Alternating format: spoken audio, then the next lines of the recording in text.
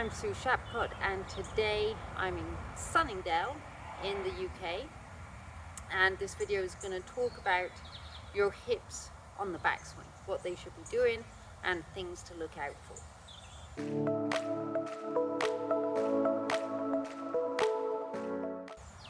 Okay, so I'm a right-handed player, and like everyone else, my hips are wider than they are deep.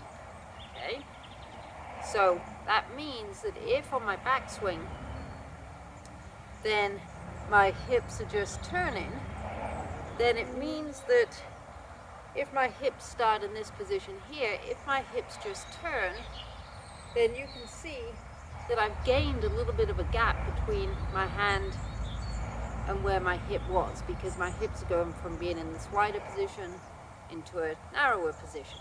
Okay, so what I don't want to see with the hips as I'm making my backswing is for the hips to shift out to the right. Okay, I don't need to worry about transferring my weight, and if I am going to transfer it, I'm certainly not going to do it by shifting my hips out. So from this setup position, then if I turn my hips correctly, now I've created more of a gap this way. Okay, and that's something that's really useful to practice, something that's really useful to be aware of, and just get you feeling that as you make your backswing, just imagine a wall or something here, then as my hips turn, then I've actually created a bit of space between the wall and my right hip. So anything that you can get a visual on, if you want to just put a quad there, or even just your hand here, then you can think, okay, that's where my hips are when they start. As I make my backswing, then I've created this gap here. So if you imagine how that's going to work in your swing, then as I make my backswing, if I just turn, this hip has turned back. What it hasn't done is that move there where it's slid to the right, my upper body's going to topple on top of the ball. So instead, I'm going to turn my right hip back, and that's created some space here. My shoulder's been able to turn as opposed to this way.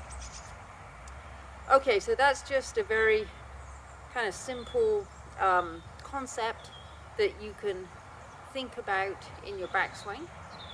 Just thinking about that right hip for me, just turning back out of the way instead of sliding. That's going to help the turn with your upper body better too.